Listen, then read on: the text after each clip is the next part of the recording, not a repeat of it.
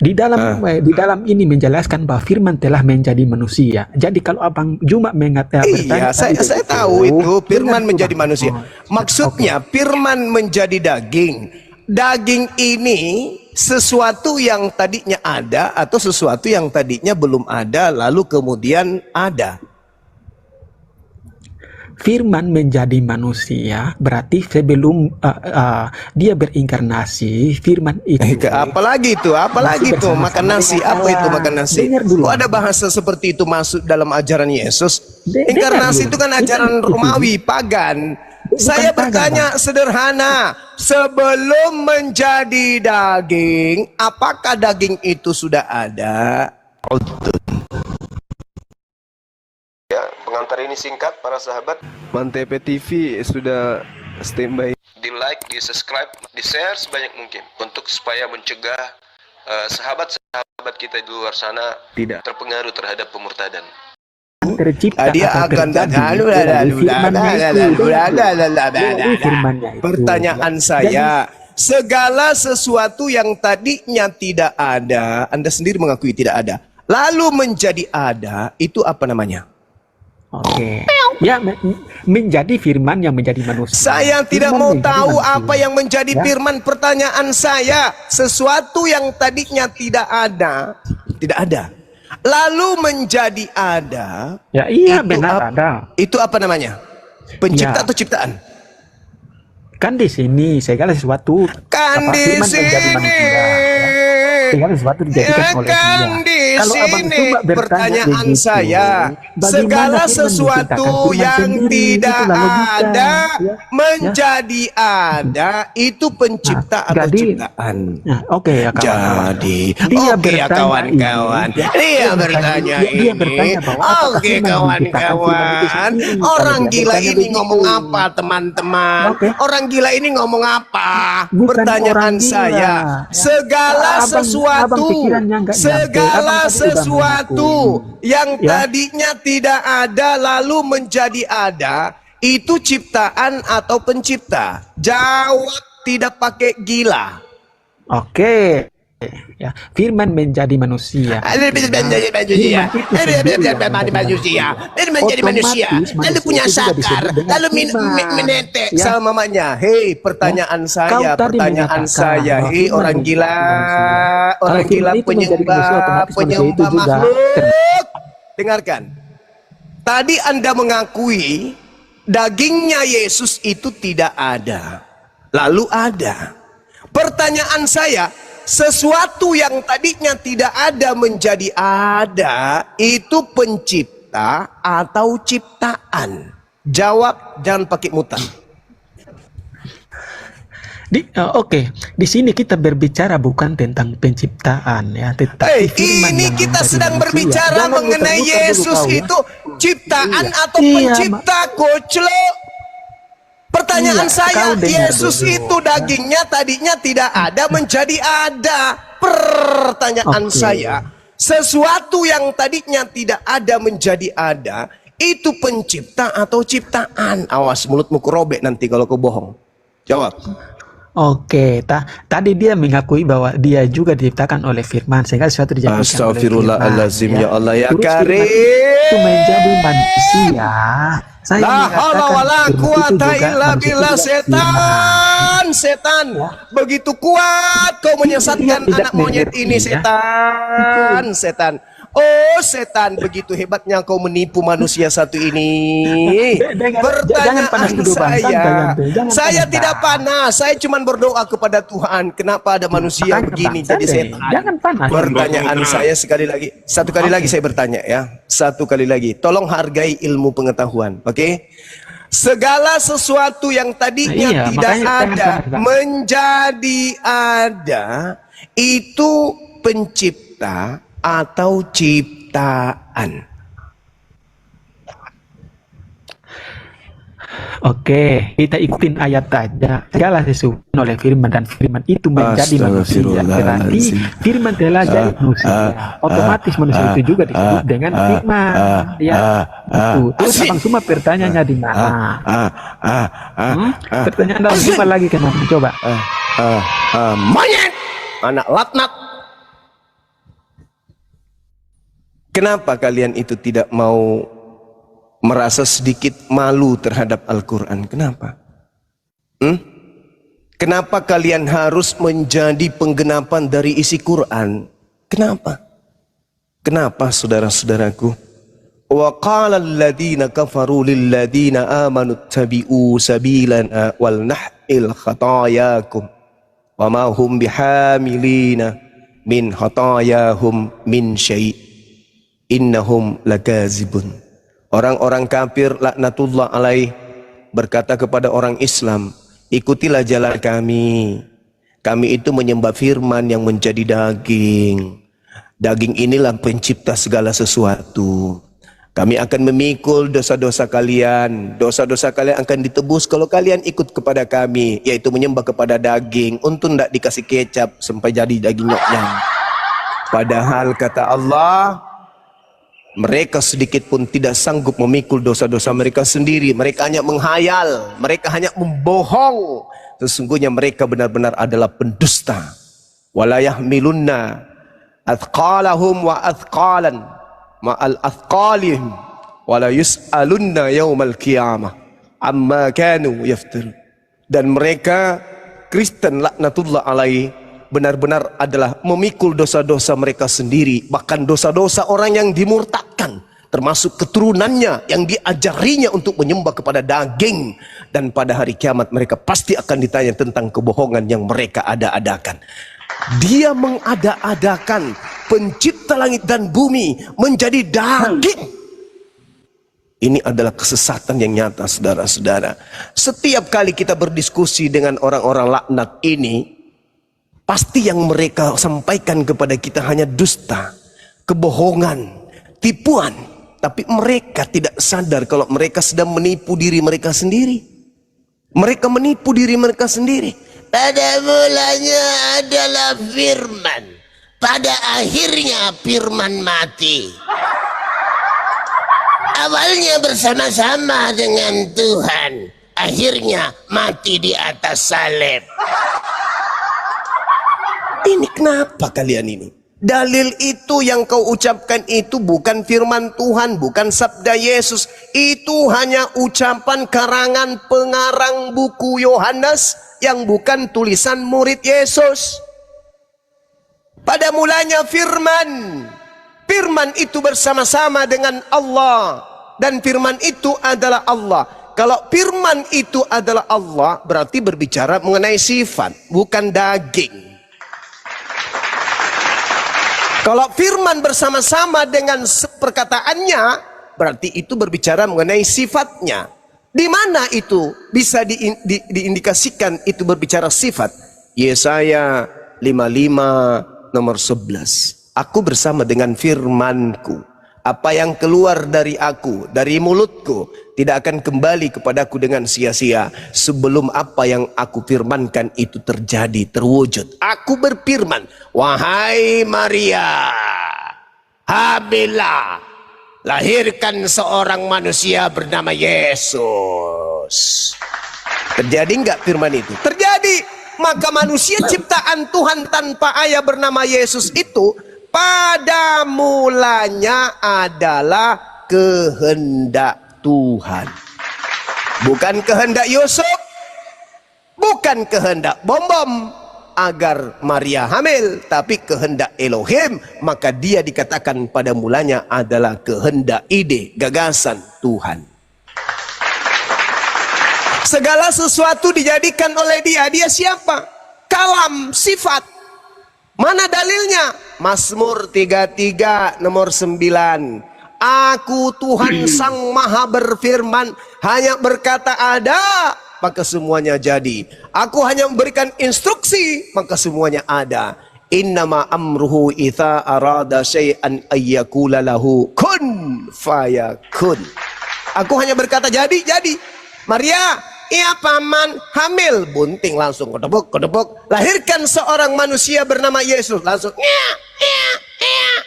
Makanya Yesus berkata apa? Di dalam Yohanes 8 nomor 42. Aku datang bukan atas kehendakku sendiri. Nah, berarti bukan sang firman yang nusul menjadi manusia. Kalau sang firman yang nusul menjadi manusia, maka dia akan berkata, aku datang menjadi Yesus karena keinginanku sendiri.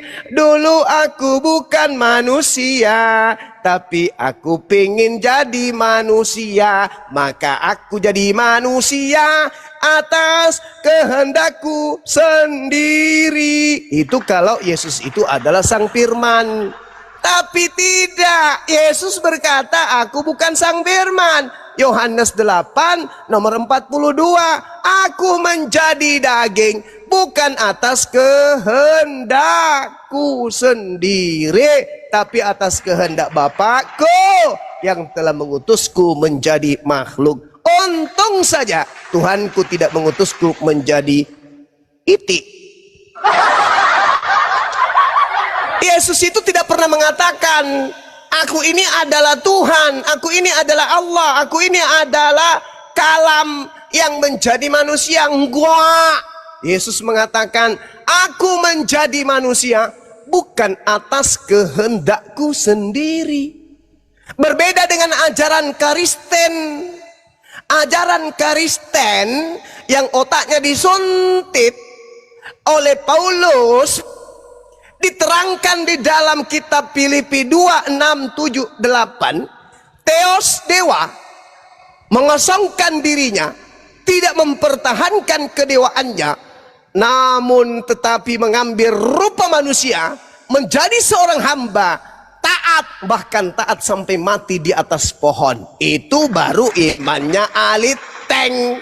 Kalau Anda membawa Yohanes 1 nomor 1, itu bukan imannya aliteng. Imannya aliteng itu Kolose 2 nomor 9. Tubuhnya Yesus, dari rambut, tai giginya, tai ngoknya, hidungnya, eeknya, seluruh tubuhnya Yesus adalah dewanya Kristen. Jangan kau paksakan Yohanes 1 itu sebagai dasar pijakan menuhankan Yesus. Juangan. Karena Yohanes 1 itu tidak berbicara mengenai Yesus. Yesus nanti dibahas di Yohanes 1 di data nomor 14-nya. Jangan nakal kalian, jangan nakal. Doakan saja Bang Suma itu panjang umur, supaya bisa membimbing kalian untuk menjadi waras. Jangan gila permanen, saudara-saudaraku sekalian. Jadi salah ente kalau Anda mengambil pola Tuhan menjelma menjadi manusia, lari ke Yohanes. Swalloh. Yang benar dewa menjadi manusia itu Filipi 1, Filipi 2 nomor 6, nomor 7, nomor 8. Kolose 2 nomor 9, Roma 14 nomor 9, Kisah Para Rasul 2 nomor 36. Itu yang kau bisa jadikan sandaran untuk menuhankan yang namanya Kristus Yesus. Jangan Yohanes 1 malu-maluin.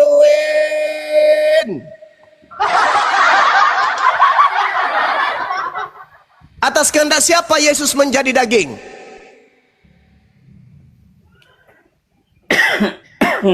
Kalau dia adalah Allah yang menjadi daging, berarti atas kehendaknya sendiri.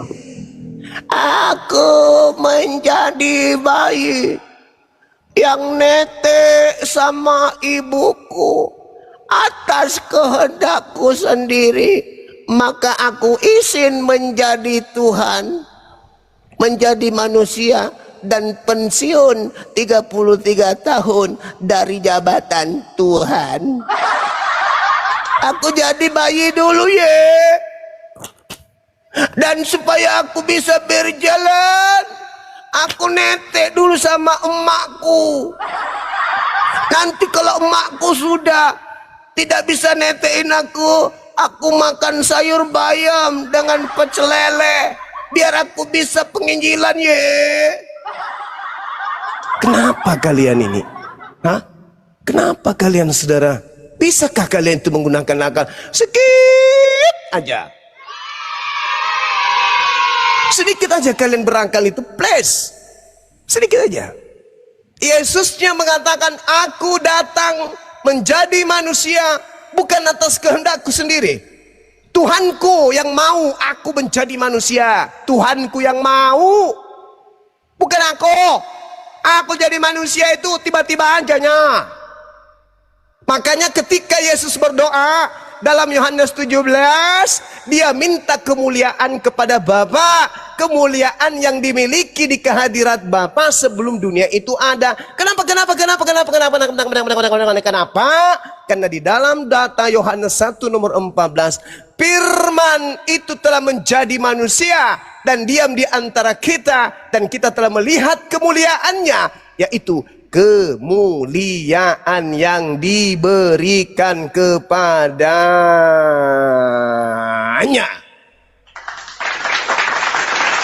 Kenapa sih kalian ini tidak mau sedikit berakal? Berakallah sedikit. Berakal. Yang disebut firman bersama-sama dengan Allah itu sifat kalam. Maka Yesus pada mulanya adalah firman kalam. Apa itu? Gabriel. Iya bos. Dia sini. Apa? Nih, ku bisikin samamu nih. Gabriel. Iya bos. Bulan ke-6 nanti kamu ke bumi ya. Ngapain bos? Ini tugas baru. Kayak aneh kurasa. Memang kali ini gue tugasin lo turun pada bulan ke-6. Lo cari perawan. Hah? Perawan? Mau diapain bos? Ada sesuatu kah? Bukan. Pikiranmu error kau Gabriel. Lalu apa bos? Lu bisikin aja ke dia. Dia sedang bertunangan dengan seorang laki-laki bernama Yusuf. Sebelum Yusuf nembak duluan, lu datang ke dia nih. Sampaikan ke beliau, aku mau dia hamil. Tunggu dulu bos. Kamu suruh aku menghamili dia? Bukan. Ada-ada aja kau. Diam dulu. Aku suruh ente turun bisikin. Apa bisikannya bos? Maria, Tuhan pencipta langit dan bumi menginginkan kamu hamil dong. Tanpa suami? Tanpa suami dong. Yang benar bos? Benar. Bukankah engkau melihat bagaimana aku menciptakan kakeknya Adam? Tanpa ibu, tanpa ayah kan? Bisa kan aku? Oh iya bos, lupa. Ya makanya jangan terlalu banyak kan jengkol. Makanya lu lupa. Sekarang juga lu turun sekarang. Tapi kan baru bulan 3 bos. Oh iya bulan ke-6 ya iya. Nanti bulan ke-6 lu turun, sampaikan kepada beliau, aku bapaknya mau dia hamil tanpa disentuh oleh seorang laki-laki manapun. Sin salabim, abrakadabra. Apa yang terjadi? Firman diantar firman itu. Tok tok tok tok tok tok. Apakah tidak ada orang di dalam rumah? Iya, tidak ada. Lalu itu siapa? Itu bukan orang. Itu siapa? Aku. Masuk. Sini lu. Lu katanya diminta oleh pencipta kita supaya kau itu hamil dan melahirkan seorang manusia. Kamu siap? Siap. Kalau Bapak yang perintahkan, apapun aku lakukan. Hamil aku tak peduli. Yang penting Tuhanku yang memerintahkan. Hamil kan? Iya. Oh bukan cuma hamil, lalu lahirkan seorang anak. Oh gitu. Ya nggak apa-apa. Kalau itu perintah Tuhan, mau kayak mana? Siapa yang bisa melawan? Apa yang terjadi? Melahirkanlah dia seorang anak laki-laki. Apa yang dapat kita petik hikmahnya dari guyon ini? Hikmahnya adalah ternyata ketika Tuhan berkehendak sesuai dengan perintahnya, pernyataannya dalam Yesaya 55 nomor 11, apa yang keluar dari mulutku? Kalau yang keluar dari mulutku, bom, aku ciptakan kau menjadi manusia tanpa anus, maka itu yang terjadi. Apa yang keluar dari mulutku? Maria hamil, lahirkan manusia bernama Yesus. Itu yang terjadi. Tak ada yang bisa membantah kalau firmanku sudah keluar dari mulutku. Maka firmanku dihantarkan oleh Gabriel kepada seorang wanita perawan. Aku mau dia hamil. Aku mau dia melahirkan seorang manusia tanpa ayah. Melahirkan. Maka ketika orang itu lahir, apa kata dia? Teman-teman, selamat pagi. Perkenalkan, namaku Yesus. Aku utusan Tuhan untuk kalian. Aku datang ke bumi ini untuk kalian, dicipta untuk kalian, dan aku datang menjadi manusia bukan atas kehendakku sendiri. Jangan salahkan aku. Mukjizat yang kulakukan, aku perlihatkan tanda-tanda dahsyat lagi, itu untuk membuktikan aku utusan Tuhan. Itu jadi pada mulanya adalah firman. Memang betul, Tuhan punya kalam, kemudian kalamnya berkalimah, kalimahnya diantarkan malaikat, malaikat sampai kepada Maria, Maria hamil, Maria mengandung. Yesus berkata, aku datang menjadi manusia bukan atas kehendakku sendiri. Selesai. Selesai. Yang muncul pengikut palsu, pengikut Yesus palsu yang muncul. Tuhan datang mengosongkan diri, mengambil rupa manusia, taat menjadi hamba, bahkan sampai taat mati di atas pohon. Itu. Kemudian orang-orang ini nggak mau, nggak mungkin. Ketemu umat Islam nggak mungkin Tuhan turun menjadi manusia, nggak mungkin. Maka satu-satunya jalan mereka menolak Filipi 2 itu, lalu mereka mengambil Yohanes 1. Padahal Yohanes 1 itu bukan begitu maksudnya. Inilah saudara-saudara ya. Jadi kembali kepada tema tadi, pada mulanya adalah firman. Firman ini sifat. Kalau dia bukan sifat ditambah dengan kata bersama-sama, berarti di situ ada dua. Kalau firman bukan sifat yang melekat pada diri Tuhan, berarti di situ ada dua. Kalau dikatakan sifat Tuhan bersama dengan Tuhan itu sendiri, betul. Tapi kalau pribadi lain yang bersama-sama dengan Tuhan, berarti di situ ada dua pribadi. Gugurlah ajaran Tuhan yang dikatakan oleh Yesus sendiri. Hidup kekal itu adalah mereka mengenal Engkau satu-satunya Tuhan dan mengenal Yesus sebagai utusan. Kalau dipaksakan pada mulanya firman dan firman itu adalah Yesus, maka seharusnya yang terjun payung dari langit turun ke bumi sebelum masuk ke rahim Maria adalah manusia. Assalamualaikum Ibu Maria. Waalaikumsalam. Siapa ya? Aku Yesus, Bu. Oh, mau ngapain? Mau masuk ke rahimnya Ibu, pinjam.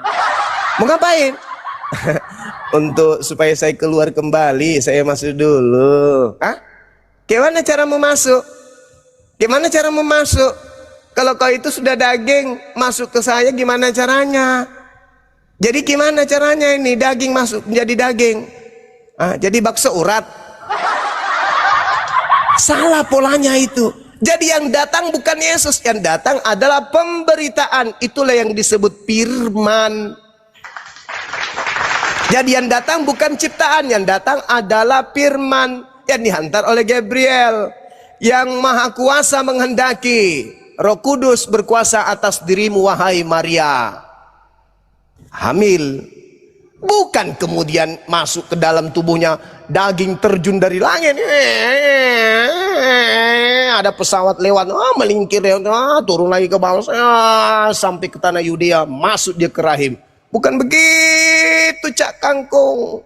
Yang turun itu pemberitaan goib. Itulah yang disebut firman, kalam, kalimah. Makanya dikatakan kalimah, tuhu, kalimat yang datang dari Dia sang Tuhan. Datang kepada Maria, Maryam. Kamu harus hamil sesuai dengan instruksi dan melahirkan seorang manusia suci bernama Isa putra Maryam. Gak ada perlawanan. Oh, Tuhan yang mau hamil, melahirkan dia Yesus. Begitu dia lahir, apa katanya? Waspadalah kepada penyesat yang datang kepadamu, mengaku akulah Yesus. Waktunya sudah dekat, jangan kamu percaya. Artinya ada Yesus sendiri, ada Yesus yang bukan Yesus datang mengaku Yesus yang membuat kepala manusia jadi gepeng, yang membuat pengikut-pengikutnya yang percaya kepadanya menjadi gimpe, menjadi peda ulunya. Kenapa? Karena percaya kepada si palsu. Sehingga dia memaksakan, oh yang datang kepada kami itu Tuhan loh, yang datang menjadi manusia loh. Padahal dia sendiri yang mengatakan kok yang asli, aku datang bukan atas kehendakku sendiri. Tapi yang pengikut palsu, dia datang, dialah itu. Dialah Tuhan yang datang inkarnasi jadi manusia. Itu Filipi 2 Cak Kangkung. Jangan kau bawa Yohanes 1. Kalau Yohanes 1 itu proses pengantaran firman dari Tuhan ke Gabriel, Gabriel langsung ke Maria. Itu baru betul. Tapi kalau Anda mau langsung Tuhan jadi manusia, jangan ambil ini. Tak ajarin Filipi 2 nomor 6 sampai 8 itu Tuhan langsung yang jadi manusia.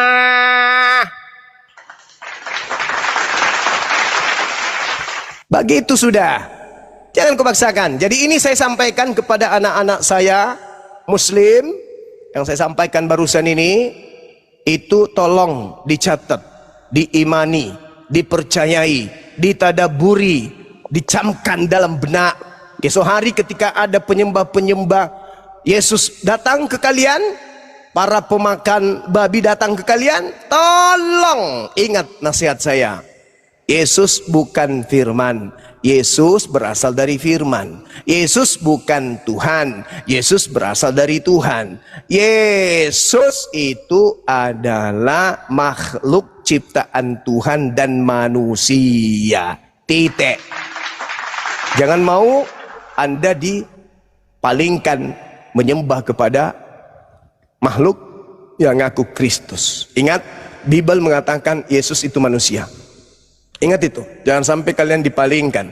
Esok hari kalau Bang Suma sudah tak ada, kalian harus melanjutkan misi pengajaran penyelamatan manusia ini kepada manusia-manusia yang lain. Oke? Setuju? Siap kalian anak-anakku, siap? Siap? Siap, Insyaallah siap. Alhamdulillahirrabbilalamin. Allah, takbir, Allahu Akbar. Allahu Akbar, Allahu Akbar. Jadi besok hari kalau Bang Suma sudah tak ada, kalian melanjutkan misi ini. Apa misinya? Menjadikan seluruh dunia percaya bahwa Yesus itu hanyalah utusan Tuhan kepada Bani Israel saja, bukan kepada mereka yang makan babi. Ingat, murid-murid Yesus disebut domba. Domba itu makannya rumput. Yang makan babi itu hanya serigala. Karena domba tidak makan daging.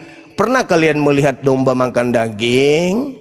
Kalau ada domba makan daging, berarti itu domba siluman. Ya, jadi yakinkan dalam diri kalian bahwa domba makannya hanya rumput. Tidak pernah domba makan babi. Kalau ada mengaku domba tapi makan babi, itu hanyalah serigala menyamar domba. Saya kira begitu saudara-saudara, sahabat-sahabat sekalian. Saya hanya sekedar meluruskan dan saya hanya guyon untuk anak-anakku yang Muslim. Mumpung di tengah-tengah kita ada Kristen yang juga mendengarkan. Semoga apa yang saya sampaikan ini bisa menjadi pencerah buat kalian semuanya untuk tidak murtad dari Islam sebagaimana misi para misionaris, gitu ya. Hindari mereka. Kalau ada di antara mereka yang datang kepada kalian, bacakan ayatnya kalau Yesus itu akan mengusir Kristen di dalam Matius 7 nomor 22 sampai 23. Itu aja dulu kalian hafal. Siapa yang memanggil Yesus Tuhan? Kristen. Siapa yang bernubuat mengusir setan bermujizat pakai nama Yesus? Kristen. Tanya ke misionaris, Om, Tante, iya kenapa Ki nak? Kalau masuk mak nanti di Kristen, siapa yang kupanggil Tuhan? Kalau dia mengatakan Yesus, hantam langsung. Diusir kan tuh balik nanti. Apa di dalam Bible dikatakan orang yang memanggil Yesus Tuhan itu akan diusir? Ide malak-malakku aja saya tante. Tidak mau aja saya diusir. Terus tante, kalau saya masuk Kristen kayak tante, terus ada saya mau bermujizat, bisa enggak? Kan kita anak Tuhan toh, bisa enggak kita bermujizat? Bisa dong. Lalu kalau kita bermukjizat, misalnya masuk mak ini Kristen toh, terus ada orang gimpe kepalanya, mau ku kasih bagus kepalanya kembali. Gimana caranya saya obati kepalanya yang gepeng itu tante? Pakai nama siapa? Bermukjizat kan toh? Iya. Siapa nama ku panggil? Yesus toh. Bukankah di dalam kitab kita disebutkan yang bermukjizat, bernubuat pakai nama Yesus akan diusir. Jadi buat apa saya pindah ke Kristen tante kalau ternyata ujung-ujungnya saya diusir Yesus? Sementara posisi saya sekarang sudah Islam, saya percaya Yesus hanyalah utusan kepada Bani Israel. Sedangkan dikatakan di dalam Yohanes 3 nomor 16 bahwa Yesus diutus, siapa yang percaya kepadanya tidak binasa, melainkan memperoleh hidup yang kekal. Nah, Yesus berkata dalam Matius 24, aku diutus hanya kepada domba yang sesat dari umat Israel. Dan saya percaya tante, saya bukan domba Israel. Apalagi yang sesat dari Israel, bukan. Orang Bugis kah saya? Orang Makassar kah saya?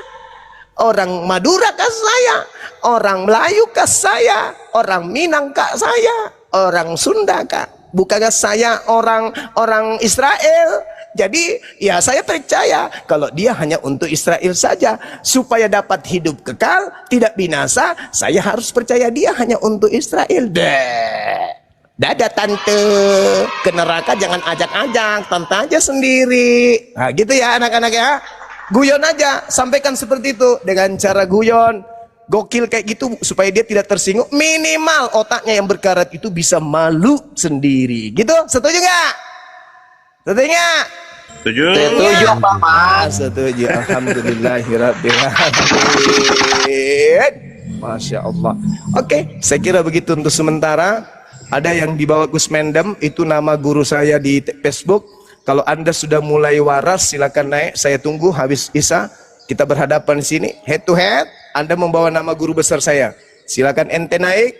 Dia adalah guru pertama saya di Facebook ngajarin saya tentang materi kristologi. Gus Mendem, kamu pakai nama guru saya berharap ilmumu sama seperti dengan guru saya. Kau naik habis Isya, biar ku ajarin kau bagaimana caranya mengeluarkan dedak yang ada di otakmu itu. Maksudnya ini versi Oten guru dah? Iya, dia versi Oten. Dia make nama guru kita. Ya, kayak Paulus make nama Yesus.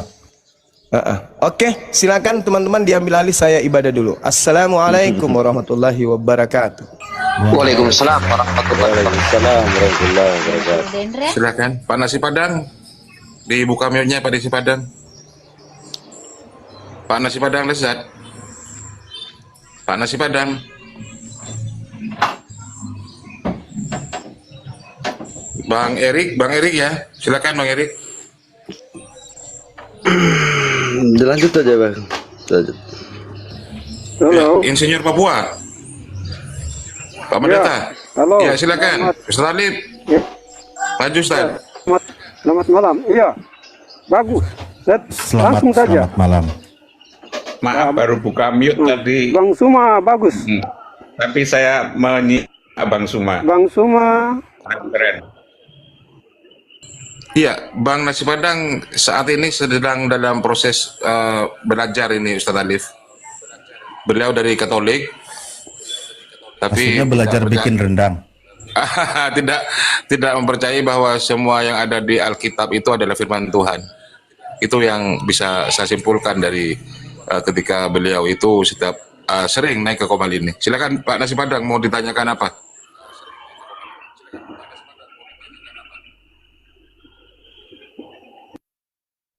Oke, Bang.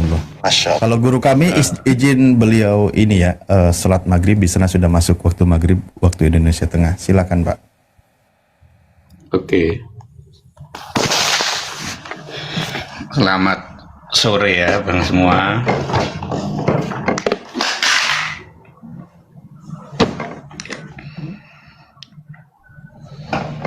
Ya, ada yang mau disampaikan dulu Pak? Iya, nanti ini udah ada Kristennya ya Bang. Halo. Ini sapa-sapa dulu. Kristennya Oh, ya Bapak ini. sudah bukan Kristen ya? Mantap, Masya Allah. Kapan Pak sadatnya Pak? Enggak, maksudnya enggak ada dari Kristen yang bisa mungkin menanggapi juga nanti kalau saya salah dalam penyampaian Nggak ada ya. Oh, ini Pak Erik dan Pak IRK ini semuanya dari Muslim ya? Ini Pak IR kayaknya Kristen, Pak Ketua. Kristen kayaknya. Ya, halo. Oh, Bang kalau IR. kita kenalan dulu Ini kalau gitu ya, biar Mas tidak Lukanya. salah paham.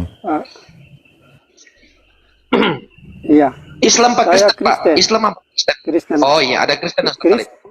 Kristen, Pak. Oke, Iya. oke, ada Kristen. Ini masukan saja. Tadi pengamatan saya dari Bang Suma itu bagus orasinya, ceramahnya bagus. Cuma saya minta supaya beliau harus pakai data valid, data yang bervalid, supaya jangan Bang Suma keliru. Karena kami Kristen, kalau Bang Suma sudah menghaji Coba atau Pak, ceramah gini aja atau Pak, khotbah maaf, begitu, saya coba potong Pak, maaf. Apa yang bukan data yang disampaikan oleh Bang Zuma tadi? Begini Bapak, saya ambil kesimpulan contoh dari Pak Dodi Tan ya. Beliau di ruang sekretariatnya. Bapak ngomongin Bang Zuma apa Kodondi ini? Pak. Jangan kemana-mana Pak. Maksudnya contoh. Saya ambil contoh. Bukan gitu. Narasi yang baik dan benar itu kalau tadi Anda membawa nama Bang Zuma, ya contohnya yang mana tadi yang bukan data. Begitu diminta contoh kenapa lari ke Kodondi? Kan nggak nyambung Pak. Maksudnya begini, itu salah satu contoh ungkapan yang konkret. Artinya begini, kami Nasrani, seandainya Bang Sumanya orasi begitu kan kami keliru. Kalau memang dia mau mengambil alih untuk ada kaum-kaum Nasrani yang mau memihak kepada Bang Suma, harus ada data-data valid. Tapi kalau dia hanya bahasa kasarnya congor, kasihan bagaimana Nasrani awam. Dia kan nanti otomatis dia keliru dan dia akan menolak Bang Suma punya orasinya. Itulah Pak, saya tanya kan Bapak, saya dengarkan Bapak nih. Bapak mau ngoreksi di bagian mana yang mau dikoreksi? Gitu loh Pak. Begini, selama saya mengikuti Bang Suma, yang dia terlalu signifikannya, terlalu orasinya itu ada di makhluk yang disebut babi, B2. Menurut kami, Nasrani, bukan menurut ya, Yahudi dengan Farisi tidak pernah, dalam Babelnya, perjanjian lama itu tidak pernah ada kata babi, makhluk yang disebut babi. Dan tidak pernah babi itu, tidak pernah dijadikan sebagai binatang yang haram. Aduh, ya Allah. Coba Bapak Bang Suma itu coba mengerti kata itu. Makhluk babi itu tidak ada di dalam ritus Yahudi. Imamat 11 Pak, nomor 7, di situ ada B2, di situ Begini, B12, itu haram untuk Iya, Bani B2 Israel. itu, begini. Tidak ada Bani Israel yang ada kata di dalam Bible itu ada babi. Babi itu, Ya nggak ada lah, itu kan bukan bahasa Indonesia Pak. Iya, tapi yang ada di dalam ritus mulai dari kejadian imamat, Oh, saya kejadian ingat keluaran Pak Arif. imamat, Ini yang dipanggilnya insinyur tapi ya, saya ingat. Aduh, begini, di dalam ritus ini itu ada di imamat itu, ya Allah.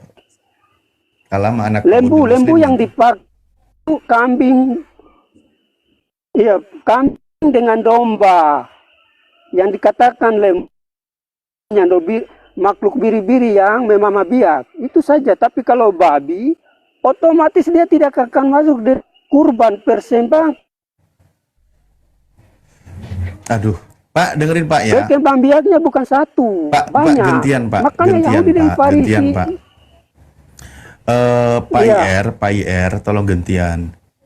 Yang dimaksud bahas Bang Juma itu kan yang teman-teman Kristen itu, teman-teman Kristen rata-rata pemakan B2.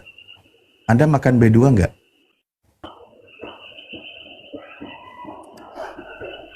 Pak IR, Anda makan B2 nggak? Halo. Anda makan B2 nggak?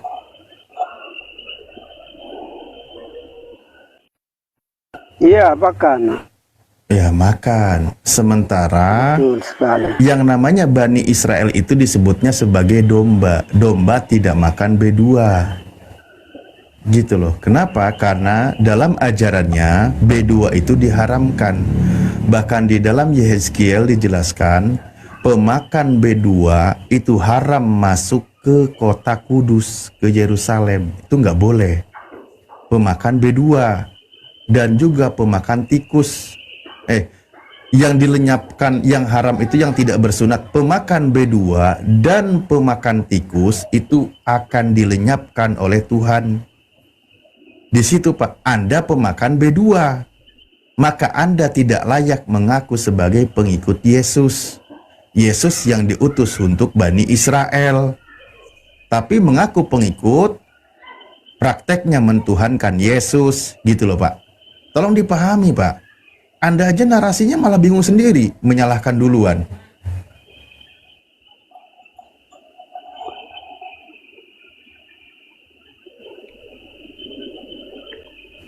Jelas ya Pak ya? Ya, silakan Pak Nasi Padang gimana? Oke, selamat malam. Ya. Silakan. Ini juga buat Bang Insinyur ya, juga semua yang di sini. Saya ada sedikit pertanyaan buat para apologet Muslim ya, bahwa di sini kan sering kita mendengar ya bahwa Paulus itu mengubah ajaran Yesus ya. Setelah saya pelajari, sepertinya pernyataan itu tidak terlalu benar. Nanti kalau saya sudah memaparkan, nanti silakan dijelaskan bahwa Paulus itu adalah tokoh Yahudi ya, yang saya pelajari dari Alkitab ya, dari Injil.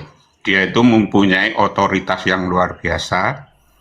Dia itu di kalangan Yahudi adalah dia orang yang cukup hebat ya.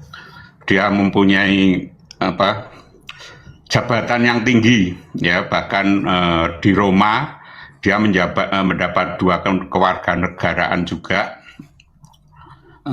Dia mempunyai wewenang dari para petinggi agama Yahudi. Kalau mungkin majelis agama Yahudi itu mungkin kalau di negara kita mungkin semacam MUI lah gitu ya.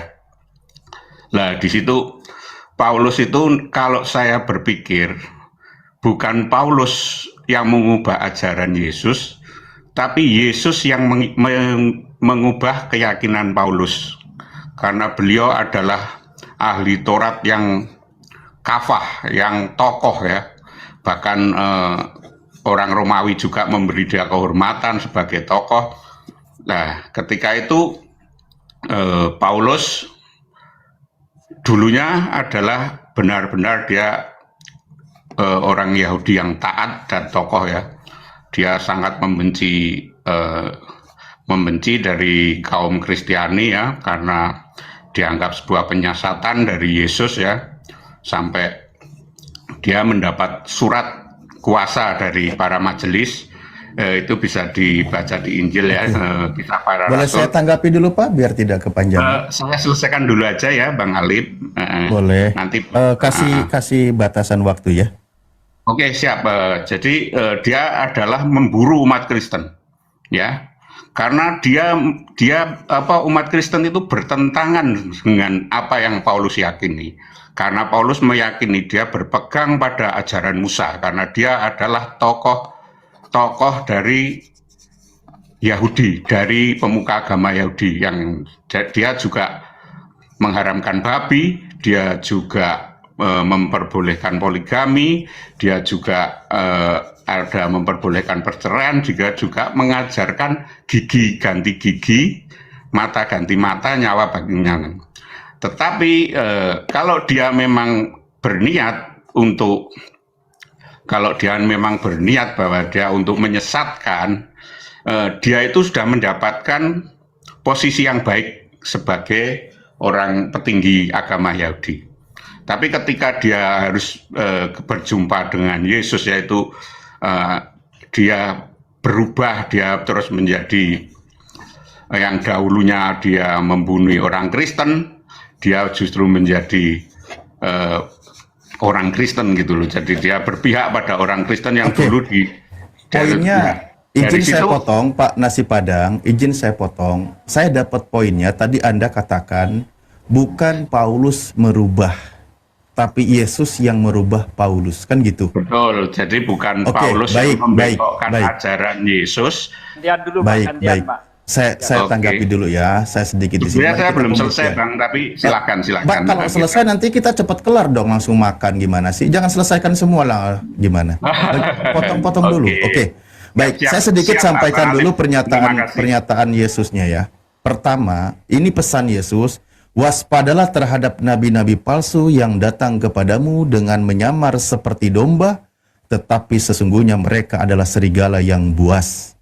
Yaitu, apakah serigala itu suka menerkam? Ya. Yesus tadi mengaku sebagai ahli Taurat, Yesus mengaku dari keturunan Benyamin, dan Paulus mengaku dari keturunan Benyamin, dan Paulus banyak menyiksa para jemaat. Paulus serigala yang buas. Nanti dia akan menyamar seperti domba, pura-pura baik dalam pengajaran dan sebagainya. Oke, mari kita pembuktian perbedaan pengajaran. Sebenarnya banyak contoh, tapi saya izin ambil contoh di sini. Di dalam Yohanes 8 nomor 44 dikatakan apa? Menurut Yesus, iblislah yang menjadi bapakmu dan kamu ingin melakukan keinginan-keinginan bapakmu. Ia adalah pembunuh manusia sejak semula dan tidak ada dalam kebenaran. Sebab di dalam dia tidak ada kebenaran. Apabila ia berkata dusta, ia berkata atas kehendaknya sendiri, sebab ia adalah pendusta dan bapak dari segala dusta. Menurut ajaran Yesus di sini, iblis itu bapak dari segala dusta. Maka tidak ada kebenaran di dalam iblis. Tentu iblis ini yang dikutuk dan yang harus dijauhi. Tapi ketika saya membaca dari ajaran Paulus, saya baca, ketika ada orang pelaku dosa, maksiat dalam jemaat, apa kata Paulus? Orang itu harus kita serahkan dalam nama Yesus kepada iblis, sehingga binasa tubuhnya agar rohnya diselamatkan pada hari Tuhan. Nah, kalau saya baca, menurut pengajaran Paulus di 1 Korintus 5 nomor 5, kenapa di sini malah iblis menjadi penyelamat orang pendosa, bukan disuruh bertobat? Sementara kata Yesus, iblis itu bapak dari segala dusta. Tidak ada kebenaran pada iblis. Menurut Paulus, iblis, manusia yang pelaku dosa, itu harus diserahkan kepada iblis, sehingga tubuhnya binasa, dan diselamatkan rohnya pada hari Tuhan. Anda setuju, Pak? Pelaku dosa, pelaku maksiat diserahkan kepada iblis agar nanti rohnya selamat pada hari Tuhan. Anda setuju?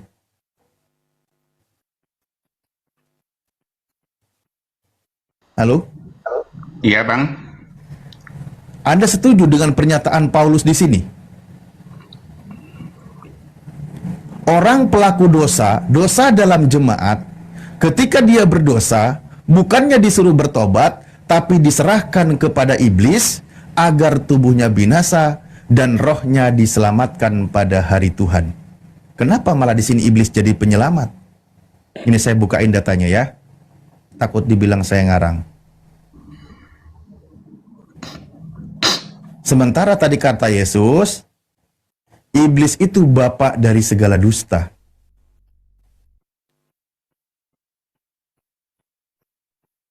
Ini dulu Pak, apa ini ajaran Yesus?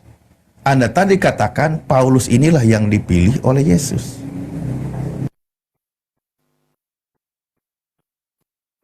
Makanya Bapak tadi jangan dihabisin semua, takutnya besok nggak ada diskusi lagi kita. Sedikit-sedikit aja dulu. Oke. Ya Bang.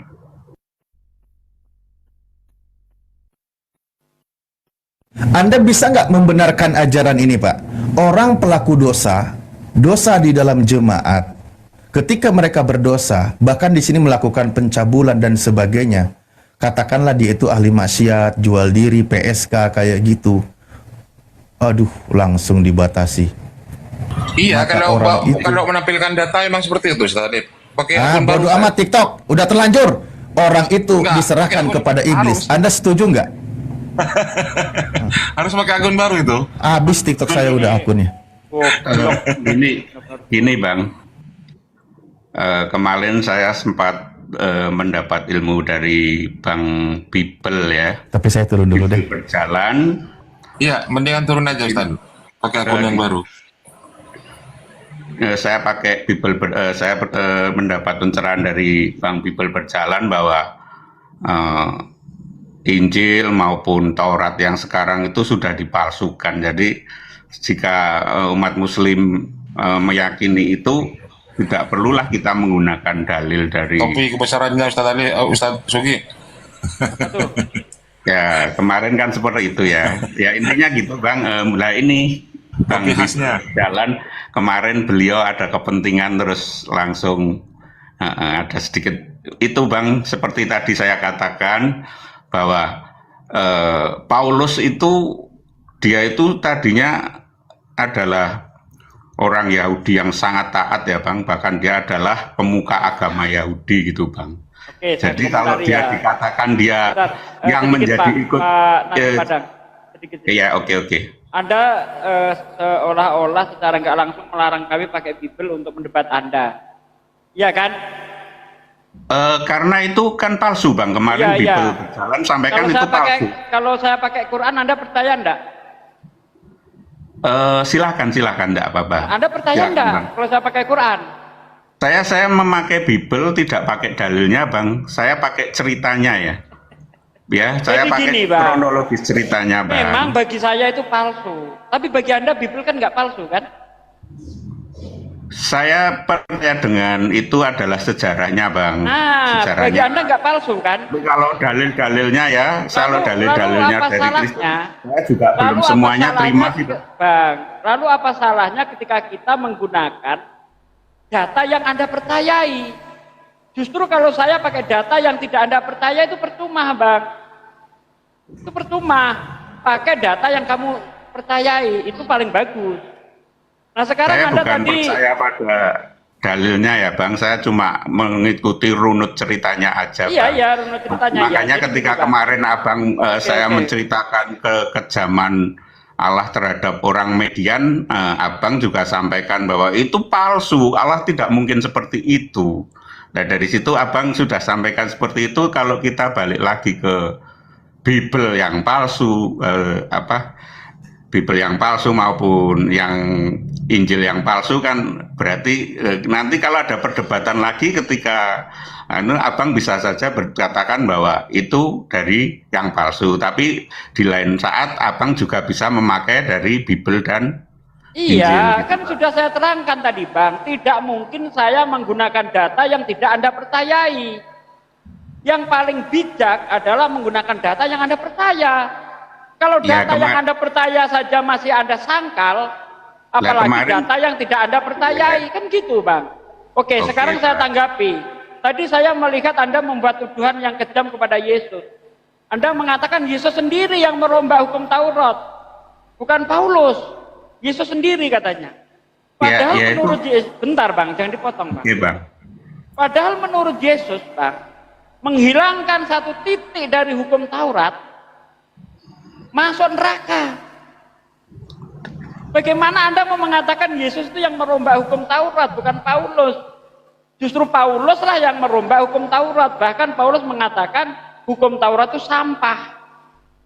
Filipi 3 ayat 8. Mengenai ketaatanku terhadap hukum Taurat, mengenai penganiayaanku terhadap jemaat, itu merupakan kebanggaan bagiku. Tapi setelah pengenalanku akan Yesus Kristus Tuhanku, semua itu kuanggap sampah. Ini menurut Paulus.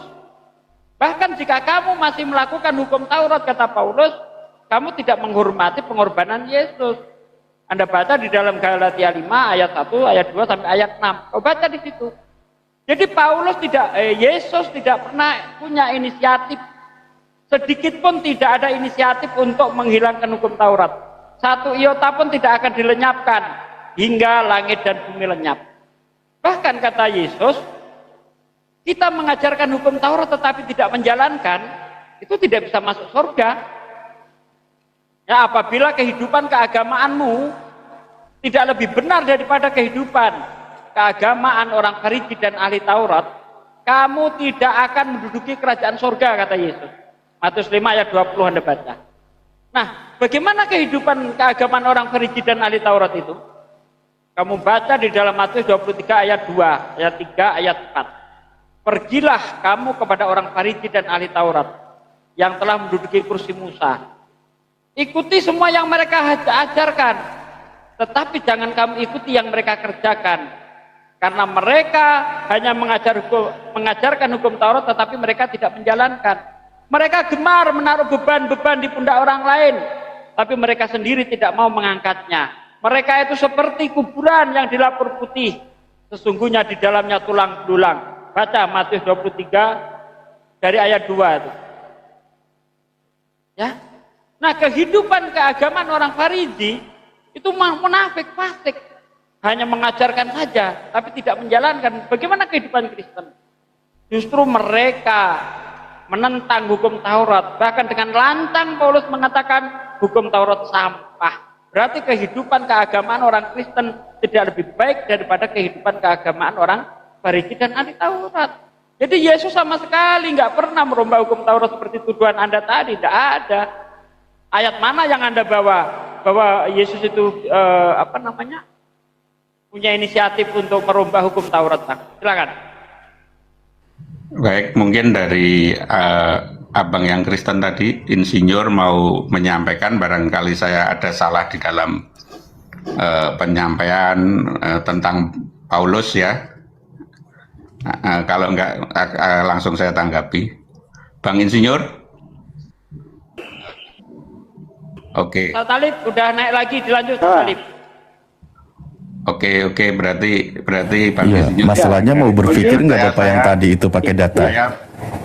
Oke. Pak, Saya berarti jadi saya tanggapi. Saya menanggapi Bang Bibel atau saya harus Ini mendengar? orang Yahudi itu mereka ahli teologi. Mereka itu anexi Taurat. Taurat itu dia ada sebutkan. Ini siapa yang lagi bicara ini, Pak De? Membuat batu, bunuh, berzina, mencuri, mengucapkan saksi dosa, dan ini mereka yang mendistorsikan kitab Taurat ini. Mereka itu para teologi. Jadi Bang, jangan sih. Dan mereka ancam mereka. Halo. Pak, tadi saya tampilkan data pembahasan. Mengancam mereka itu, Bang. Pak De, izin kalau gitu biar sampai tuntas dulu yang ini ya, tidak dibikin lama. Nanti lanjutkan kayaknya mau nanggapin narasi dari Pak Desugi. Begini Pak, saya sedang membuktikan karena tadi narasi Pak Nasi Padang mengatakan Yesus inilah yang memilih Paulus dalam ajarannya dan sebagainya gitu. Saya sedang membuktikan bagaimana ajaran Yesus ketika dia mengajar, bagaimana menyikapi tentang iblis. Iblis itu bapak dari segala dusta. Paulus mengatakan orang pelaku dosa, pelaku maksiat itu harus diserahkan kepada iblis. Ini kan berbahaya. Saya tanya dulu deh sama Anda. Anda setuju nggak pelaku dosa, pelaku maksiat agar selamat di hari Tuhan, rohnya selamat di hari Tuhan, orang itu diserahkan kepada iblis? Ini ke saya apa ke Bang? Sama host. Sama host. Sama Bapak lah, yang Kristen, pokoknya yang merasa Kristen aja. Siap. Sebetulnya saya tidak ingin menanggapi itu karena saya tidak ada ilmu di situ ya. Cuma kalau Bang ya kalau tidak ada ilmu, tadi Bapak jangan menyimpulkan kalimat yang tadi dong. Jadi Paulus ini yang dipilih oleh Yesus dalam ajarannya. Jadi kalau yang tubuhnya yang binasa, kalau rohnya yang selamat ya saya setuju Bang. Lah iya, nanti kan tubuh orang itu diserahkan kepada iblis, ya kan? Orang nih berarti kan lengkap dengan tubuhnya. Nah, nanti setelah diserahkan kepada iblis, tubuhnya binasa. Rohnya diselamatkan di hari Tuhan. setuju Bang. Ya berarti bersekongkol dengan iblis kalau gitu, Pak. Boleh nggak bersekongkol dengan iblis? Nggak boleh Bang. Nah terus, kenapa Anda setuju tadi? Diserahkan kepada iblis? Itu kalau saya belajar ya di kekristenan itu memang lebih baik tubuh kita binasa, tapi roh kita diselamatkan Bang. Ya, agar tubuhnya binasa diserahkannya kepada siapa? Karena tubuh itu tidak mendapat bagian Bukan. Yang sedang kita bahas poinnya ke iblisnya, Pak, bukan tubuh kitanya. Agar tubuhnya binasa, orang itu diserahkan kepada siapa? Tubuhnya diserahkan kepada iblis, rohnya supaya diselamatkan. Orang itu diserahkan kepada iblis. Nanti kan setelah diserahkan kepada iblis, tubuhnya binasa. Ya. Nah, nanti rohnya diselamatkan pada hari Tuhan. Betul. Jadi agar pelaku dosa itu selamat, maka orang itu diserahkan kepada iblis. Ya tubuhnya binasa, disedot darahnya kali atau gimana lah, saya nggak tahu. Nanti rohnya diselamatkan di hari Tuhan. Ya. Nah, berarti dalam ajaran Paulus di sini, orang pelaku dosa, pelaku maksiat bukan diajarkan bertobat, tapi malah disuruh bersekongkol dengan iblis.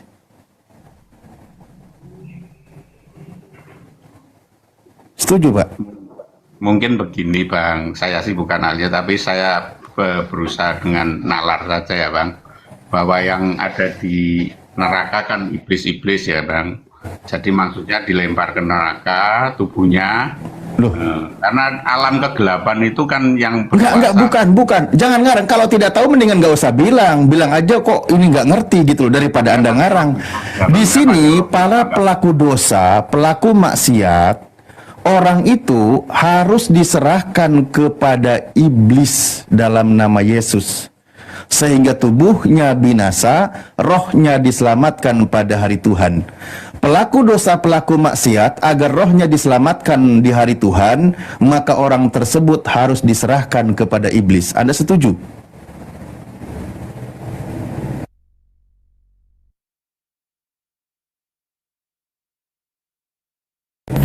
Ini host, maksudnya kalau nampilin data kena pelanggaran gitu?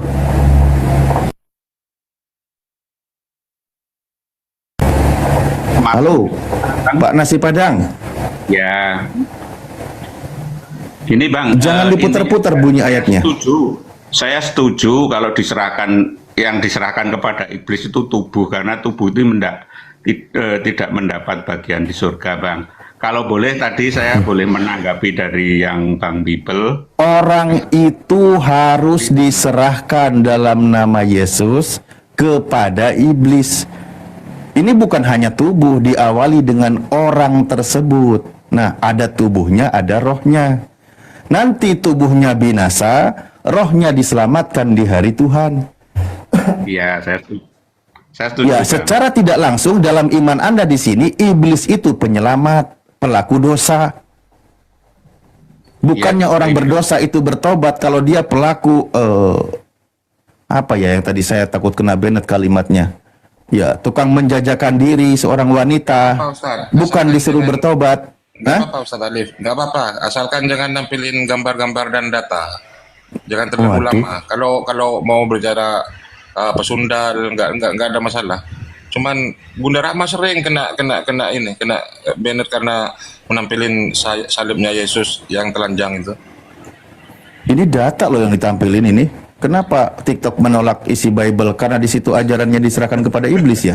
Nah itu dia mungkin. Cuman jangan lama-lama kalau mau nampilin, nggak apa-apa Ustaz mungkin. Begitu Pak Nasi Padang. Ini kalau Anda katakan tidak apa-apa, Anda sedang melawan ajaran Yesus. Karena menurut Yesus, iblis itu bapa dari segala dusta. Padanya tidak ada kebenaran. Iblis ini pelaku dosa. Kenapa Anda setuju dengan iblis? Ya sulit, memang sulit. Gini Bang, tadi kan saya berusaha menceritakan tentang Paulus ya Bang. Kalau sampai ke situ saya katakan tadi saya sudah menjawab. gitu Bang. Nah ini, Yang ini mana? saya kembali, saya sudah menjawab, saya setuju Bang. Ya berarti buat Ya. Anda iblis itu bukan bapak dari segala dusta, tapi penyelamat. Iblis itu kan kaki tangannya Tuhan Bang. Jadi Waduh. ciptaan Tuhan, dan mungkin nanti Wah, sudah nggak beres. Ya udah, berarti buat Anda iblis itu penyelamat, sementara menurut Yesus iblis itu bapak dari segala dusta, padanya tidak ada kebenaran. Ya silakan Anda pilih, Anda ikuti ajaran Paulus, ya monggo. Saya lebih baik memilih pendapat atau ajaran dari Yesus, karena Yesus itu logis. Iblis itu bapak dari segala dusta, padanya tidak ada kebenaran. Tapi buat Anda malah jadi penyelamat. Ya sudah, ini letak perbedaannya, dan Anda memilih Paulus.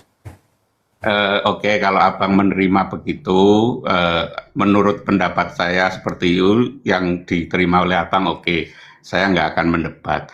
Saya mau kembali ke fokus tadi yang saya tanyakan ya Bang, bahwa Paulus itu dia itu orang Yahudi yang taat Bang. Dia melakukan segala hukum Taurat, dia juga berpuasa, dia juga mengamalkan ajaran Musa yang seperti tadi saya katakan itu Bang, bahwa dia Sebentar, juga, saya tanya, penganiaya dan pembunuh jemaat itu termasuk taat hukum Taurat nggak? taat Bang, karena memang dia gini, Penganiaya loh, emang diperbolehkan berarti di dalam hukum Taurat? loh itu karena kan ada di situ kan. Bagaimana Bapak ini? Ini ya Bang. Kalau berdasarkan pengakuannya, iya. Dalam hukum Taurat aku tidak bercacat. Betul, pengakuan Paulus. Pengakuannya betul. Dan kalau Anda baca juga di dalam 1 Korintus 9 nomor 19 sampai ke 21-22, itu Paulus itu tergantung keadaan, tergantung si koncin dia itu. Di hadapan ahli Taurat, dia menjadi ahli Taurat. Di luar ahli Taurat, dia tidak seperti ahli Taurat. Dia seperti itu. Tergantung di mana dia berada. Kalau dia di luar bangsa Yahudi, dia hidup tidak seperti orang Yahudi, apakah itu orang yang taat terhadap hukum Taurat? Ya sulit. Oke. Pembela Paulus sulit. Silakan Bang. Nanti kalau saya boleh jawab, saya akan jawab. Silakan Bang. Oke, ya udah. Kalau gitu saya bacakan ya. Demikian bagi orang Yahudi, aku menjadi seperti orang Yahudi. Tampilkan aja datanya Ustaz, tapi jangan lama-lama, nggak apa-apa. Waduh, aku satu lagi akunnya ini bos. Jangan lama-lama. Artinya jangan diperkeras suara anunya, jangan sampai bentak-bentak gitu kan. Kang Dito juga sering kok kena pelanggaran kayak itu gara-gara nampilin data. Oke. Cuma nggak apa-apa lah. Coba kita lihat ya. Kita lihat 1 Korintus 9 nomor 19. Ya, kalau yang saya tangkap Pak Nasi Padang ini cuman membelanya itu membabi buta, tapi tidak pakai data. Kasihan saya. Ini kira-kira orang yang taat atau tidak yang model begini nih? Justru saya pelan-pelan ya Tok ya. Nih, dia berkata begini. Sungguh pun aku bebas terhadap semua orang. Aku menjadikan diriku hamba dari semua orang, supaya aku boleh memenangkan sebanyak mungkin orang. Demikian bagi orang Yahudi, aku menjadi seperti orang Yahudi, supaya aku memenangkan orang-orang Yahudi. Bagi orang-orang yang hidup di bawah hukum Taurat, aku menjadi seperti orang-orang yang hidup di bawah hukum Taurat, sekalipun aku sendiri tidak hidup di bawah hukum Taurat. Nah, gimana ini? Gimana ini? Pengakuannya apa dia ini? TikTok, saya bacanya pelan-pelan ya. Nih, dia katakan, sekalipun aku sendiri tidak hidup di bawah hukum Taurat.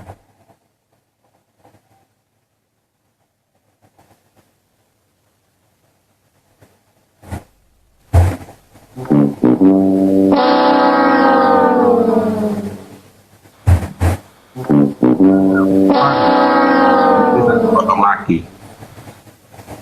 Gimana Pak? Ini waktu saya jawab atau gimana, nanti saya dipotong lagi nanti. Bukan, waktu Bapak jawab itu tahun depan, masih lama. Oke, Gimana pertanyaannya, Bang? Ya, ini yang saya baca. Dia mengaku hidup di bawah hukum Taurat atau tidak? Orang-orang yang di bawah hukum Taurat akan menjadi orang yang hidup di bawah hukum. Sekalipun aku sendiri tidak hidup sekalipun aku sendiri tidak hidup di bawah hukum Taurat, supaya aku dapat memenangkan mereka yang hidup di bawah hukum Taurat. Berarti ini mungkin Halo, Paulus. Assalamualaikum Bang. Iya, Bang Izin Kitas, gabung, ada Bang. apa, Bang Kitas? Berarti ini Paulus ketika dia sudah Izin dia bergabung, Bang. Yesus. Iya, ada apa? Ada yang mau disampaikan, Bang Kitas? Ini diskusi nih. Ini si Oten Nasi Padang nih bisa disuruh ganti nama akunnya nggak, Bang? Sudah saya sarankan dari dulu, tapi beliau masih nggak tahu, mungkin anaknya yang buat itu. Dia bukan orang Padang asli, Abang Citas. Mohon maaf, dia orang Jawa. Saya tidak mengaku orang Padang, Abang. Iya, soalnya Saya namamu, jualan Abang. nasi Padang. Nggak Namamu, bisa. Abang. Yang bikin malu kami namamu, Abang. Kami dari Islam masuk ke Indonesia, agama kami Islam, Bang. Silakan, ya Oh, Bang. maksudnya orang Padang Islam semua gitu, Bang Kitas.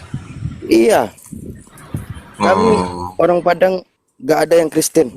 Padang asli orang Islam. Dari Islam masuk ke Indonesia, Padang agamanya adalah Islam. Jadi kami malu diakui namanya sebagai orang Kristen kan? Katolik Ini saya, Bang. saya sarankan aja begini ya, nanti Bang Nasi Padang ini jangan bawa nama-nama daerah di mana di situ mayoritasnya itu adalah bukan yang Anda imani. Sebenarnya kita juga sudah sering menyarankan, cuman ini kesekian kalinya, karena itu menimbulkan kegaduhan. Oke? Siap, Bang, siap. Oke. Karena Besok saya kalau namanya masih ini, Pak Arif, jangan kita naikkan dulu, gantung aja di pohon. Oke. iya, saya sudah komparasi kemarin. Ada Sudah. namanya itu gini, Mbak Nasi Padang ya. Kemarin Iya, itu iya. ada sempat yang naik di Komar Bang, Kristen. oke Bang, makasih Bang. Izinkan turun Bang. Oke. Cuman mau sampaikan itu aja Bang. Assalamualaikum. Siap-siap. Waalaikumsalam warahmatullahi wabarakatuh. Raja Koi Semarang. Dia naik Tangerang. pakai apa akun itu. Nggak laku lah, Bang. Lah pembelinya orang Islam kok.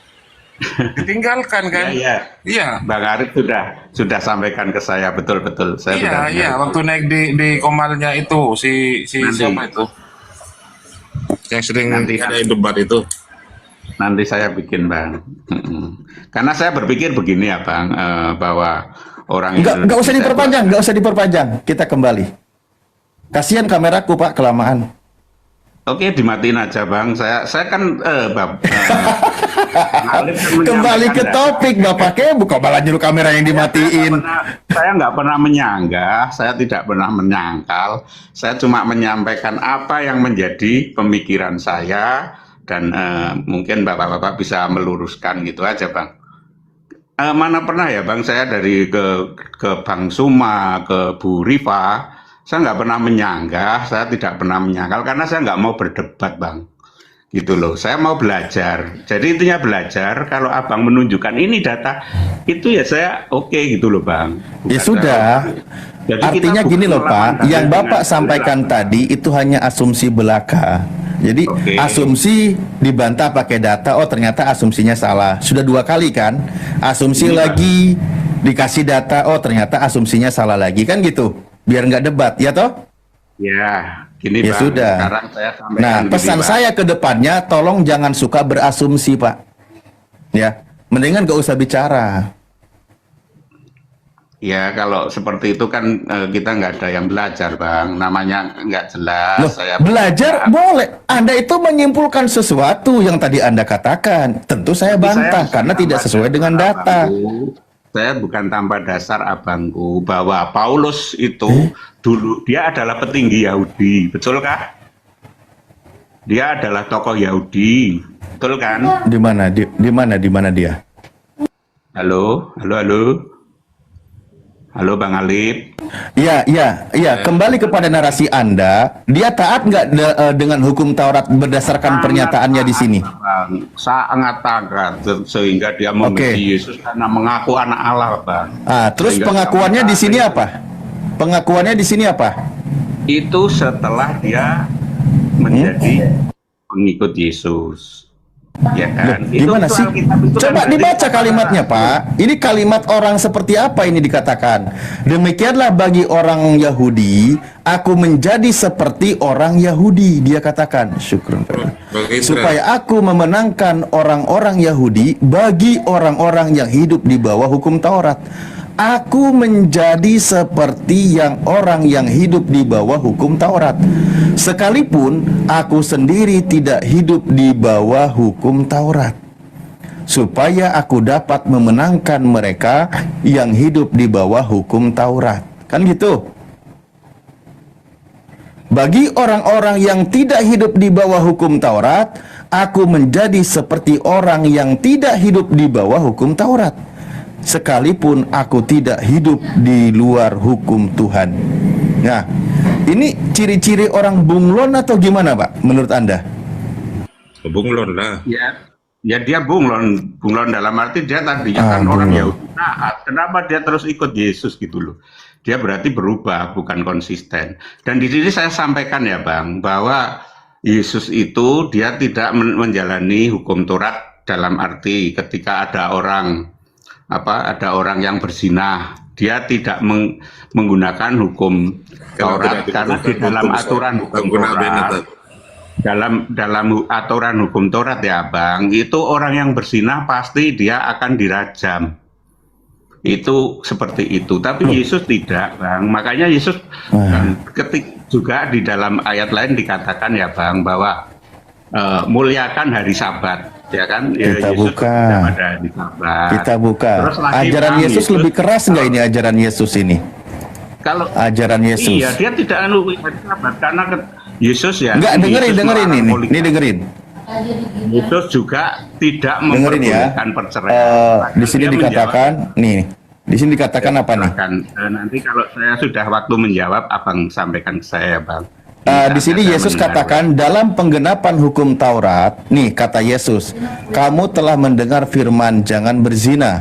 Tetapi aku berkata kepadamu, setiap orang yang memandang perempuan dan menginginkannya sudah berzina dengan dia di dalam hatimu. Nih, maka jika matamu yang kanan menyesatkan engkau, cungkillah dan buanglah itu. Karena lebih baik bagimu jika satu dari anggota tubuhmu binasa daripada tubuhmu dengan utuh dicampakkan ke dalam neraka. Ini ajaran Yesus. Penggenapan hukum Taurat. Yang namanya pelaku zina itu dirajam, itu hukum. Nah, kalau sekarang yang menginginkan dalam hatinya, suruh dicungkil matanya. Lebih kejam lagi aturannya sebenarnya. Terus maksud Anda hukum Taurat ketika pelaku zina itu tidak dirajam itu membatalkan gitu. Itu aturan Yesus gitu. Yesus tidak menjalankan hukum Taurat. Terus tadi yang mata yang dicukil ya Bang, dia menyampaikan kalau kamu melihat wanita dan menginginkan lebih baik matamu dicungkil daripada seluruh tubuhmu masuk ke dalam neraka. Jadi intinya seperti itu, bukan dia kalau orang menginginkan cungkilah matanya, Bang. Ya, saya bisa tangkap dan bisa simpulkan Bapak ini pembangkang ajaran Yesus kalau gitu. Udah, daripada panjang lebar. Apa yang diucapkan oleh Yesus selalu dibantah oleh dia dan dia selalu memilih ajaran Paulus. Bahkan pernyataan Paulus tadi pun banyak dia pelintir. Susah kalau kayak gini. Gini ya Bang, saya berlogika sedikit ya Bang. Paulus itu sudah terhormat ya Bang. Dia sudah mendapat tempat kalau di zaman sekarang mungkin MUI ya, dia menjadi tokoh dari agama Yahudi gitu Bang. Ketika dia ikut Yesus, dia malah menjadi sengsara Bang. Kalau orang kan biasanya pindah agama kan menjadi. Di mana coba kisahnya Paulus jadi tokoh agama Yahudi? Abang yang selepel dengan Sanhedrin atau MUI mungkin ya, gitu di mana coba? Ini Bang, Abang lihat aja di Kisah Para Rasul yang pertama ya Bang, itu dikatakan bahwa Paulus sudah mendapat surat kuasa untuk dia mengejar orang Yahudi Bang. Tapi mohon, makanya saya senang kalau ada yang Kristen, barangkali saya kepedean gitu, tapi itu saya belajarnya seperti itu Bang. Jadi kita saling koreksi itu Bang, bukan saya mau saya pasti benar gitu Bang. Coba saya cari ya Bang, kalau yang masalah tadi apa, bahwa Paulus itu adalah orang yang mempunyai ya. Iya, dia selevel ulama di bangsa Yahudi yang bisa berfatwa itu di mana? Bentar Bang. Di Kisah Para Rasul Bang. Pade Sugi mau masuk Pade? Tempatku udah mau maghrib. Ya, Ustadz Felix, monitor Ustadz Felix. Ustadz Felix, Iya, monitor. gantian. Akun Saya cadangan. mau sholat di tempat saya iya, sudah iya. maghrib. Oke, silakan monggo. Dikondisikan dulu, Ustadz. Siap. Pak Desuki. Pak Desuki sudah gimana nasib anak? Kalau saya Bang Nasi Padang, saya langsung to the point. Apa Bang Nasi Padang percaya ya ajaran-ajaran Paulus? Percaya atau tidak? Saya percaya Bang. Percaya mana? Oke. Percaya mana, ajaran Yesus atau ajaran Paulus? Ajaran Ayo Paulus, kita jujur-jujuran di sini, kita jujur-jujuran, kita ajaran jujur. Paulus ketika dia Oke. masih menjadi Sebelum Nasi Padang diskusi dengan saya, yang kedepankan adalah komitmen jujur. Ya, saya tanya sekali lagi Bang Nasi Padang, ikut Yesus atau ikut Paulus? saya ikut Yesus. Oke, ikut Yesus. Tadi juga percaya kepada Paulus. Yesus berkata dalam Lukas 18 ya. Dalam Lukas 17:18 Yesus berkata, lebih mudah bumi ini lenyap daripada satu titik hukum Taurat itu dibatalkan. Ini kata Yesus. Bahkan dalam Matius 7:21 dikatakan, aku datang bukan untuk meniadakan, justru aku datang untuk menggenapi hukum Taurat. Dan tak satu iota pun hukum Taurat itu ditadakan walaupun bumi ini lenyap. Ini kata Yesus. Sementara Paulus mengatakan dalam Efesus 2:15, dengan matinya Kristus sebagai manusia, maka ia telah membatalkan hukum Taurat dengan segala ketentuannya. Ini ajaran yang berbeda. Yesus menggenapi hukum Taurat, tak satu titik pun ditiadakan walaupun bumi ini lenyap. Sementara Paulus datang untuk membatalkan hukum Taurat dengan segala ketentuannya. Anda ikut mana? Apakah menggenapi hukum Taurat? Apakah membatalkan hukum Taurat? Silakan. Oke. Yesus di sini menurut saya Yesus itu dia Jangan menurut Bapak, tapi menurut referensi yang Anda validasi. Menurut Oke, yang saya silakan. pelajari Pak, dan Oke, itu silakan. penangkapan saya gitu Bang. Ya, Oke. jadi Silakan Pak.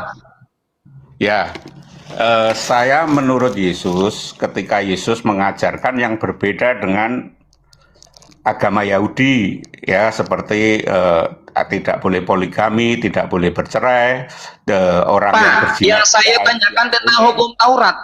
Saya tidak berbicara tentang poligami, saya tidak berbicara tentang pengajaran. Saya berbicara tentang penggenapan. Tak satu titik pun hukum Taurat ditadakan. Sementara Betul. Paulus mengajarkan tentang Efesus 2:15. Tadi kan saya katakan, Pak, ayo kita jujur, komitmen. Anda kan tadi mengatakan percaya kepada Paulus, percaya juga kepada Yesus. Nah, ini ajaran yang berbeda. Satu menggenapi hukum Taurat, satu membatalkan. Efesus 2:15. Percaya mana? Yesus atau Paulus? Silakan. Saya percaya Yesus. Yesus. Nah, tapi kenapa Anda tadi mengatakan percaya sama Paulus? Karena Paulus sudah melaksanakan hukum yang disampaikan Yesus. Mana hukum yang dijalankan oleh Paulus? Mana ajaran Yesus yang diajarkan oleh Paulus? Mana? Ya, mengenai hari Sabat. Mengenai hari Sabat kan kalau orang Ya, tunjukkan mana. Oke, mana datanya? Datanya mana? Datanya kita mana? Itu kan Yesus sendiri mengatakan bahwa Oke, saya ajarkan Pak Nasi Padang ya, karena Mbak Nasi Padang mau belajar ya. oke, siap. Saya buktikan adalah Paulus adalah penyesat. Yesus menggenapi hukum Taurat. Bahkan tak satu titik hukum Taurat dibatalkan. dengan maka datanglah Paulus mengajarkan kesesatan, yaitu membatalkan hukum Taurat dengan segala ketentuannya dan merujuk kepada Yesus, katanya dengan matinya ia. Ini ada fitnah dan tuduhan kepada Yesus. Kenapa saya katakan ada tuduhan dan fitnah? Karena tidak pernah Yesus bernubuat kalau saya mati dibatalkan hukum Taurat. Ini fitnahan dan tuduhan. Karena kenapa? Seandainya tidak ada pembatalan hukum Taurat, maka kalian tidak akan pernah menyembah pagan. Serius. Seandainya tidak ada pembatalan hukum Taurat, maka tidak ada penyembahan kepada pagan. Dengan adanya pembatalan hukum Taurat sehingga Kristen menyembah pagan. Kedua, Yesus mengatakan dalam 1 Yohanes 2 nomor 6, mengatakan barang siapa yang aku hidup di dalam dia, dia harus hidup sama seperti Kristus hidup. Ini kata Yesus. Ya, Yesus bersunat pada hari ke-8. Ini ajaran Yesus disunat sebagaimana ajaran para nabi. Maka datanglah Paulus, barang siapa yang menyunatkan dirinya, maka Kristus sama sekali tidak berguna baginya. Ini fitnahan dan tuduhan lagi kepada Yesus. Barang siapa yang menyunatkan dirinya, Kristus tidak berguna lagi kepadanya. Ini fitnahan dan tuduhan kepada Yesus. Sejak kapan Yesus berkata, siapa yang menyunatkan dirinya tidak berguna aku baginya? Yang ketiga, Yesus mengajarkan pertaubatan dalam Matius 18 nomor 3. Yesus berkata, barang siapa yang tidak melakukan pertaubatan, maka tidak masuk ke dalam kerajaan sorga. Sementara Paulus mengajarkan kalian untuk menggantung secara terkutuk di kayu salib Tuhan kalian dengan iming-iming konsep penebusan dosa. Ini ajaran yang berbeda. Berarti betul, Paulus adalah penyesat. Sebagaimana apa yang disampaikan oleh Gurunda Zuma, bahwasanya penyesat yang terbesar dalam kekristenan adalah Paulus. Karena Pauluslah yang mengangkat Yesus menjadi Tuhan. Paulus yang membatalkan hukum Taurat, padahal Yesus menggenapi hukum Taurat. Jelas sekali. Kalau Anda ikut Yesus, tentu hanya Anda harus mengikuti apa petunjuk daripada Yesus itu. Apa petunjuk Yesus dalam Al-Qur'an? Wa id qala Isa ibnu Maryam, dan berkata Yesus ibnu Maryam, inni rasulullah ilaikum, aku diutus kepada kalian. Ya, musaddiq kalima baina yadayya minat Taurat, dan akan diutus kepada kalian, inni mim ba'di ismuhu Ahmad, nabi setelahku yaitu Muhammad. Kalian harus ikut Yesus. Mengakui bahwa akan datang nabi setelahku yaitu Muhammad sallallahu alaihi wasallam. Merujuk kepada Bible. Ya, Yesus berkata akan datang roh kebenaran. Ya, roh kebenaran itu dia tidak berkata-kata dari dirinya sendiri. Siapa yang ditunjuk itu adalah Muhammad sallallahu alaihi wasallam. Dia akan datang, dalilnya mana? Wa ma antiku anil hawa in huwa illa wahyu yuha. Jelas sekali, Pak. Yesus penyesat. Sementara Yesus mengajarkan mengajarkan kebaikan. Silahkan ditanggapi, Pak. Oke. Saya telah sebentar ya, Bang. Jadi gini, Bang. Silakan Anda telah. Dari ketiga pengajaran yang berbeda tadi, ayo Anda tanggapi. Dari ketiga pengajaran, pertama Yesus menggenapi hukum Taurat, Paulus membatalkan dengan segala ketentuannya. Yesus mengajarkan sunat, sementara Paulus mengajarkan kalian, barang siapa yang menyunatkan dirinya, Kristus tidak berguna bagimu. Yesus mengajarkan pertaubatan, Paulus mengajarkan kalian menggantung Tuhan kalian di kayu salib. Mana yang lebih logis? Dan silakan ditanggapi. Betul sekali bahwa Yesus menggenapi itu, saya sangat setuju, Bang. Jadi ada pengenalan kita kepada Tuhan yang salah mungkin ya, Bang. Jadi di sini Yesus menggenapi bahwa orang yang berbuat jahat, seperti orang tadi yang berzinah, adalah diampuni, bukan sesuai dengan hukum Taurat, gitu loh, Bang. Itu yang pengertian saya. Jadi Yesus sendiri dia tidak menggunakan hukum Taurat, Bang. Itu dari di mana datanya Yesus tidak menggunakan hukum Taurat, Bang? Gini, Anda mengatakan Yesus tidak menggunakan hukum Taurat. Ya, murid Yesus. Sementara Al-Qur'an, Anda ngawur, Pak. Anda ngawur. Anda menyampaikan sebuah narasi tanpa ada referensi, Pak. Anda menentang Tuhan, ujung-ujungnya, endingnya Anda menentang Tuhan. Betul. Anda mengatakan Yesus tidak menggunakan hukum Taurat, padahal Yesus itu adalah ahli Taurat. Mana dasarnya Anda mengatakan Yesus tidak menggunakan hukum Taurat? dia menggenapi hukum Taurat, Bang. Penggenapan hukum Taurat itu adalah dari Tuhan yang kasih, bukan dari hukum dari nenek moyang Musa ya, nenek moyang Yesus juga gitu loh, Bang. Yang ya. Simpel saja, Bang. Simpel saja narasi Padang, karena narasi Padang itu kemana-mana. Tadi Anda mengatakan percaya sama Paulus. Saya sudah menerangkan tiga ajaran yang berbeda, yang bertolak belakang. Masihkah nasi Padang percaya kepada Paulus, sementara ajaran Paulus dengan ajaran Yesus itu bertolak belakang? Saya ulangi, Pak. Ketiga pengajaran tadi bertolak belakang, di mana ajaran Yesus dengan ajaran Paulus itu sangat bertolak belakang. Saya tanya lagi kepada Bapak, masihkah Bang Nasi Padang percaya kepada Paulus? Saya percaya kepada Paulus yang ketika dia setelah dia tidak menggunakan hukum Taurat lagi, Bang.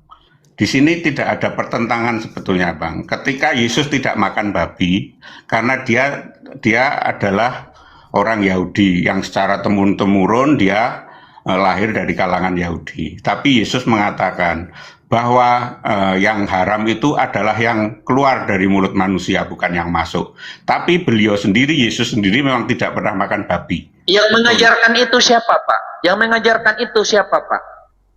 Saya tanya sekali lagi kepada Bapak, yang mengajarkan tentang apa yang masuk ke dalam mulut itu halal bagimu, yang keluar yang menajiskan.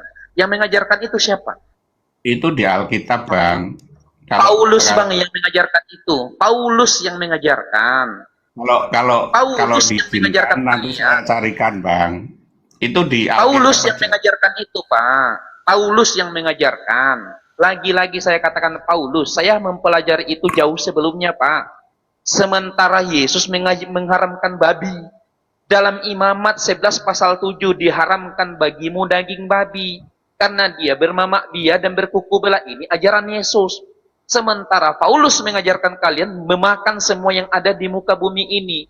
Pertanyaannya, Bang Nasi Padang kan pakai otakku, akal. Fungsikan otaknya, Bang Nasi Padang. Paulus mengajarkan apa yang masuk ke dalam mulut itu halal.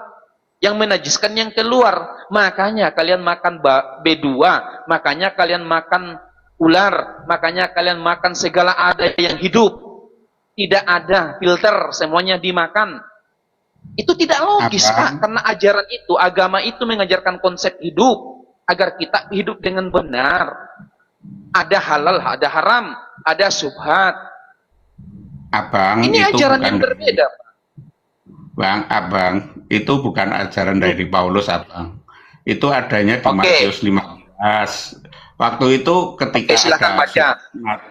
Ketika ada surat Matius, Markus, Lukas. Saya cari-cari ya. Itu dia belum masuk, Bang. Itu masih jadi orang, benar-benar orang Yahudi, Bang. Yang dia hukumnya mata ganti mata, hari Sabat nggak boleh bekerja, masih boleh kawin cerai, masih boleh menghalalkan poligami dan lain sebagainya. Itu masih, Bang. Dia masih seperti itu, Bang. Nah, pada saat keluarnya ini di Matius, Bang. Berarti kalau kita secara runut, ini Matius itu berarti perkataan Yesus, Bang, bukan perkataan Matius.